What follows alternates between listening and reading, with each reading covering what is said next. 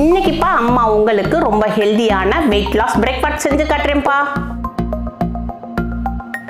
இந்த breakfast பாலக்கீரையும் flax சீடும் வச்சு stuffing role செஞ்சு காட்டுறேன்ப்பா.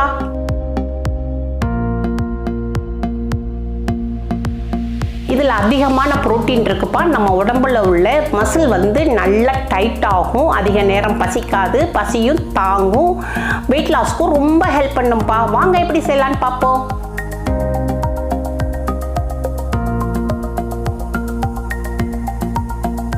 இப்போப்பா அம்மா வந்து கேஸ் ஆன் பண்ணியிருக்கேன். ஒரு சின்ன கடாய், இரும்பு கடாய் வச்சுருக்கேன். இரும்பு கடாய் கொஞ்சம் சூடாகட்டும். இரும்பு கடாய் கொஞ்சம் சூடாகிருச்சு. இது வந்து ஃப்ளாக்ஸ் சீடுப்பா. நம்ம வெயிட் லாஸ்க்கு ரொம்ப நல்லா ஹெல்ப் பண்ணும். இதில் வந்து நம்ம ஒரு 1.5 ஸ்பூனு போட்டுக்குருவோம். 1.5 ஸ்பூனு ஃப்ளாக்ஸ் சீடு போட்டுக்குருவோம். ஒரு 1/4 டீஸ்பூனு சீரகம் போட்டுக்குருவோம். இப்போ நம்ம அடுப்பை மீடியத்தில் வச்சு இந்த கடாயுடைய சூட்டில் நம்ம ஃப்ளாக்ஸ் சீடையும் சீரகத்தையும் லைட்டாக வறுத்துக்குருவோம். நல்லா வறுத்தாச்சு. ஃப்ளாக்ஸ் சீடோடைய வறுத்த மணம் வருது, நல்லா வெடிக்க ஆரம்பிச்சிருச்சு. இப்போ நம்ம இதை வந்து பிளேட்டில் மாற்றிக்கிடுவோம். இப்போ ஒரு பாத்திரம் வச்சுருக்கோம். பாத்திரத்தில் நல்லா 1 கிளாஸ் தண்ணி ஊற்றிக்கிடுவோம். இப்போ தண்ணி கொஞ்சம் சூடாகட்டும். நல்லா சூடாகி பப்பிள் சூட போகுது. இப்போப்பா அம்மா வந்து பாலக்கீரை எடுத்திருக்கேன். பாலக்கீரையை நல்லா வாஷ் பண்ணி வச்சுருக்கிறேன். இப்போ இது நான் ஒரு கட்டு வாங்கினேன், அதில் பாதி இதை எடுத்து நான் இப்போ இந்த இதில் முக்கிக்கிடுவோம். ஏன்னா பாலக்கீரை வந்து நம்ம வந்து இப்படியே பச்சையாக அது செஞ்சோம்னாலுக்கு அந்த கீரையுடைய ஸ்மெல் வரும். அதனால் நம்ம வந்து இந்த சுடுதண்ணிக்குள்ளே முக்கிக்கிருப்போம். நம்ம வந்து கேஸ் ஆஃப் பண்ணிடுவோம். தண்ணி சூடானோடையும் கேஸ் ஆஃப் பண்ணிடணும். இந்த பாலக்கீரைவுடைய இந்த சுடுதண்ணியில் நம்ம முக்கிட்டோம்னா நம்மளுக்கு வந்து பாலக்கீரைவுடைய சத்தும் போகாது, நல்ல ஒரு கலரும் கிடைக்கும். நல்ல க்ரீன் கலராக நேச்சுரலாக கிடைக்கும். போட்டு ஒரு 2 நிமிஷம் மட்டும் அந்த சுடுதண்ணியில் வச்சுருக்கணும். இப்போ இந்த பவுல் இருக்குப்பா, அந்த பவுலில் கொஞ்சம் நம்ம நார்மல் பச்சை தண்ணி ஊற்றிக்கிடுவோம். இப்போ இதை எடுத்து ரொம்ப நேரம் வைக்கக்கூடாது. நம்ம சுடுதண்ணியில் அது முங்குற அளவுக்கு போட்டு எடுத்துடணும். இப்போ இதை வந்து பச்சை தண்ணியில் போட்டுருவோம். ஃப்ளாக்ஸ் சீடும் சீரகத்தையும் நம்ம வறுத்துருந்தோம். இப்போ இதை வந்து நம்ம மிக்ஸி ஜாரில் போட்டுக்குருவோம். மூடி போட்டுருவோம். பவுடராக்கி கொண்டு வரேன். இப்போப்பா அம்மா வந்து ஃப்ளாக்ஸ் சீடையும் சீரகத்தையும் அடித்து கொண்டு வந்திருக்கேன். ஒரு 2 சுற்று சுற்றினா இப்படி பவுடர் ஆயிரும். இது இப்படியே இருக்கட்டும். வந்து மிக்ஸி ஜார் எடுத்திருக்கேன். இது வந்து கடலை மாவில் அதிகமான புரோட்டீன் இருக்குது. வெயிட் லாஸுக்கும் நல்லா ஹெல்ப் பண்ணும். இது வந்து அளவு வந்து 100 கிராம் அளவு. இதில் ஒரு 75 கிராம் எடுத்துக்கிடுவோம், பாதி 3/4 கப்பு. இப்போ நம்ம 75 கிராமு கடலை மாவு எடுத்துக்கிட்டோம். இதை வந்து மிக்ஸி ஜாரில் போட்டுக்கிடுவோம். அப்போ இது வந்து நம்ம பாலக்கீரையை தண்ணியில் போட்டிருந்தோம். இப்போ இதையும் எடுத்து நல்லா தண்ணியை நீர்க்க வச்சுட்டு இந்த காம்பை எடுத்துருவோம்.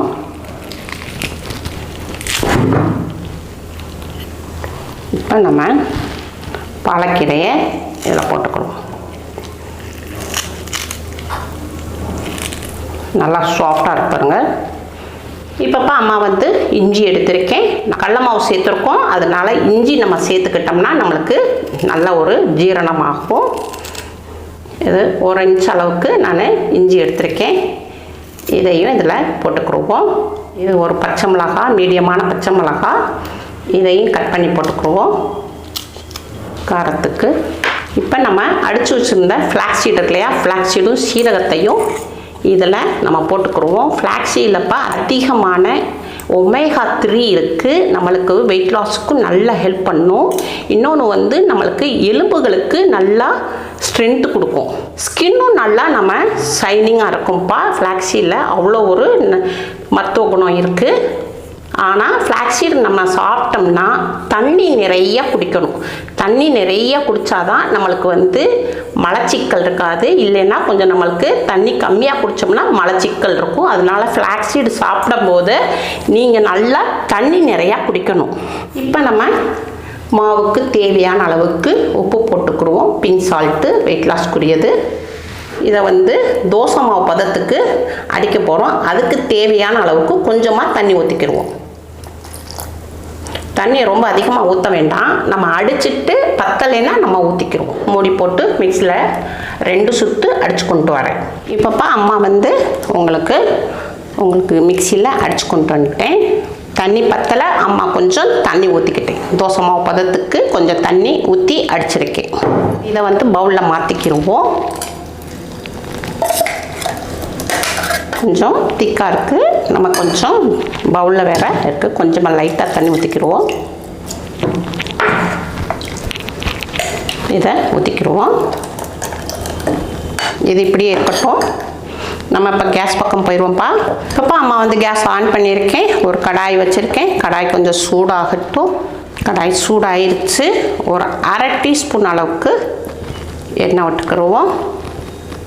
பூண்டு ஒரு மீடியமானதில் 2 பூண்டு பொடியாக நறுக்கி வச்சுருக்கேன். இதையும் இதில் போட்டுக்கிடுவோம். இப்போ ஒரு சின்ன இஞ்சி துண்டு வச்சுருக்கேன். இதை இதில் துருவி போட்டுக்கிடுவோம்.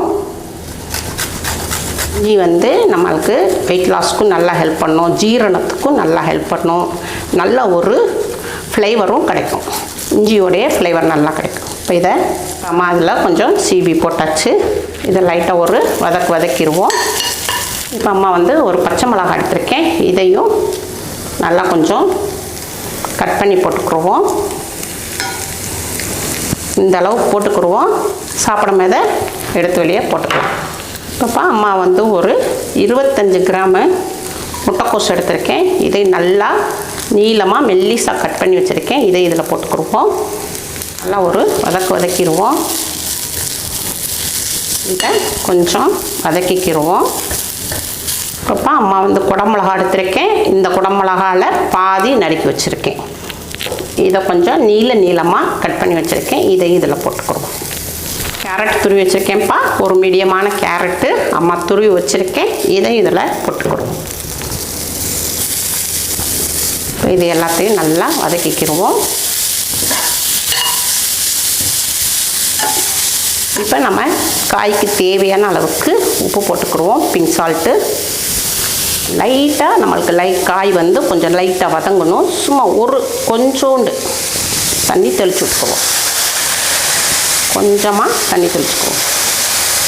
காய் கொஞ்சம் நம்மளுக்கு வதங்கணும். இப்போ நம்ம 2 நிமிஷத்துக்கு மூடி போட்டுக்கிடுவோம்ப்பா. அடுப்பு மீடியத்தில் வச்சு வேக விடுவோம். 2 நிமிஷம் நம்ம வேக விட்டுருந்தோம்ப்பா ஸ்லோவில் வச்சு. இப்போ நம்ம மூடியை எடுத்துருவோம். காய் கொஞ்சம் 3/4 வேக்காடுக்கு நல்லா வெந்துருச்சு. இப்போ வந்து மிளகு பொடி ஒரு 1/4 டீஸ்பூன் போட்டுக்கிடுவோம் காரத்துக்கு. இது வந்து சோயா சாஸு. இதில் ஒரு 1/2 ஸ்பூன் ஊற்றிக்கிடுவோம். 1/2 ஸ்பூன் சோயா சாஸ் ஊற்றிக்கிடுவோம். இது வந்து டொமேட்டோ சாஸு. இதுவும் அதே அளவுக்கு 1/2 ஸ்பூன் ஊற்றிக்கிடுவோம். 1/2 ஸ்பூன் ஊற்றிக்கிடுவோம். இப்போப்பா கொத்தமல்லி இலை எல்லாத்துலேயும் நீங்கள் அதிகமாகவே சேர்த்துக்கணும்ப்பா. நம்மளுக்கு வந்து வெயிட் லாஸுக்கும் நல்லா ஹெல்ப் பண்ணும், நம்ம உடம்பையும் நல்லா குளிர்ச்சி தரக்கூடியது கொத்தமல்லி இலை. இப்போ இதை கட் பண்ணி போட்டுக்கிடுவோம்ப்பா. மெல்லிசா பொடியாக நறுக்கி போட்டுக்கிடுவோம். கொத்தமல்லி இலையை நம்ம எவ்வளோக்கு எவ்வளோ சேர்க்குறோமோ உடம்புக்கு ரொம்ப நல்லது. இப்போ நம்மளுக்கு வயிற்றில் உள்ள கெட்ட கொழுப்பு கெட்ட நீரெல்லாம் அகற்றக்கூடியது இந்த கொத்தமல்லி இலைக்கு மருத்துவ குணம் இருக்குப்பா. அதனால் நீங்கள் எப்போவுமே நீங்கள் வந்து கொத்தமல்லி இலையை அதிகமாக சேர்க்குறது நல்லது. இதையும் ஜூஸ் போட்டும் நீங்கள் தனியாகவும் குடிச்சிக்கலாம். இது ஒரு 1/2 எலுமிச்சம்பழத்தில் 1/4 எடுத்திருக்கேன், 1/4 பாகம். இப்போ இதை வந்து நம்ம புழிஞ்சு விட்டுக்குருவோம். இப்போ இது எல்லாத்தையும் நம்ம மிக்ஸ் பண்ணிக்கிடுவோம். இப்போ கேஸ் ஆஃப் பண்ணிடுவோம். ஆஃப் பண்ணிவிட்டு இதை ஒரு பவுலில் மாற்றிக்கிடுவோம். இப்போப்பா அம்மா வந்து அடுப்பில் தோசைக்கல் தவா வச்சுருக்கேன், அயன் தவா வச்சுருக்கேன். தோசை தவா நல்லா சூடாகட்டும். தோசை தவா சூடாயிடுச்சுப்பா. நம்ம எண்ணெய் துணியை வச்சு தோசை தவாவை தடவிக்கிடுவோம். பாலக்கீரையும் ஃப்ளாக்ஸ் சீடும் போட்ட அரைச்சி வச்ச மாவு எடுத்துக்கிடுவோம். இப்போ இதில் வந்து நம்ம ஊற்றிக்கிடுவோம்.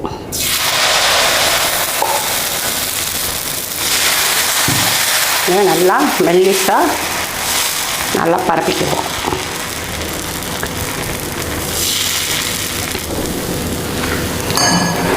நல்லா கொஞ்சம் வேகட்டும், 2 நிமிஷத்துக்கு நல்லா வேகட்டும். நல்லா வெந்துருச்சு, மேலே ஃபுல்லாக நல்லா வெந்துருச்சு.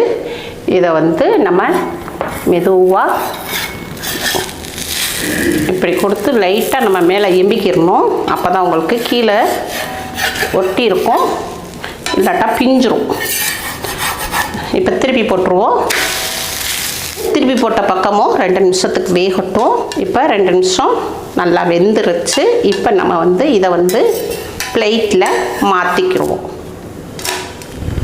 சூப்பர்ப்பா, அவ்வளோதான்ப்பா, உங்களுக்கு தோசை ரெடி ஆயிடுச்சு. இது வந்து ஹை ப்ரோட்டீன் பாலக்கு ஃப்ளாக்ஸீடு ப்ளைன் தோசைப்பா. இது நீங்கள் இப்படியும் நீங்கள் இந்த மாதிரியும் தோசை சுட்டு நீங்கள் இப்படி வந்து தக்காளி சட்னி, கார சட்னி, இந்த சட்னி வச்சு தொட்டும் நீங்கள் சாப்பிடலாம்.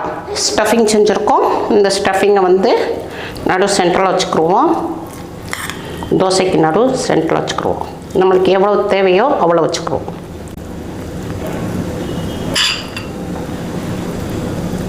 இப்போ நம்ம இப்படி நீளமாக வச்சுக்கிடுவோம்ப்பா. இப்போ வந்து இதை வந்து இப்படி கொண்டு போய்க்கிடுவோம். இதை நல்லா பிடிச்சிக்கணும். பிடிச்சி இந்த மாதிரி சுருட்டிடுவோம். இங்கே எதனா ஒரு சின்ன ஒரு குச்சி இருக்கும், இதை வச்சு குத்திக்கலாம். குத்திக்கிட்டோம்னா நல்லா ஸ்டஃபிங் நின்றுக்கிறோம்.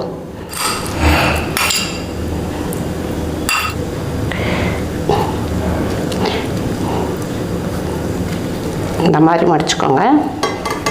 இதை வச்சுக்கோங்க, இதை இந்த பக்கம் வச்சுக்கோங்க.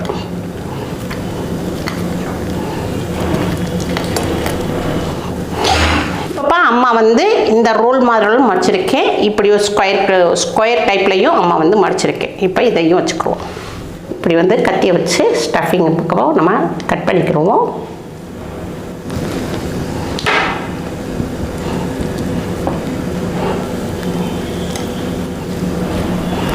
அவ்வளோதான்ப்பா, high protein palak flaxseed roll ready. இப்போ இந்த ரோலை வந்து நம்ம வந்து சுட சுட சாப்பிட்டா ரொம்ப சாஃப்டாகவும் இருக்கும், ரொம்ப டேஸ்ட்டாகவும் இருக்கும். நம்ம கொஞ்சம் வச்சு சாப்பிட்டோம்னா நம்மளுக்கு வந்து கொஞ்சம் ரஃப்பாக இருக்கும். சுட சுட எந்த பொருளுமே நம்ம மில்லட்டில் செய்கிற எந்த ஒரு ரெசிபியுமே நம்ம சுட சுட சாப்பிடணும்ப்பா. சுட சுட சாப்பிடும் போது ரொம்ப டேஸ்ட்டாகவும் இருக்கும், ரொம்ப சாஃப்டாகவும் இருக்கும். இந்த மாதிரி உங்கள் வீட்டில் செஞ்சு பாருங்கள். அம்மாவுக்கு லைக் பண்ணுங்கள், ஷேர் பண்ணுங்கள், சப்ஸ்கிரைப் பண்ணுங்கள்.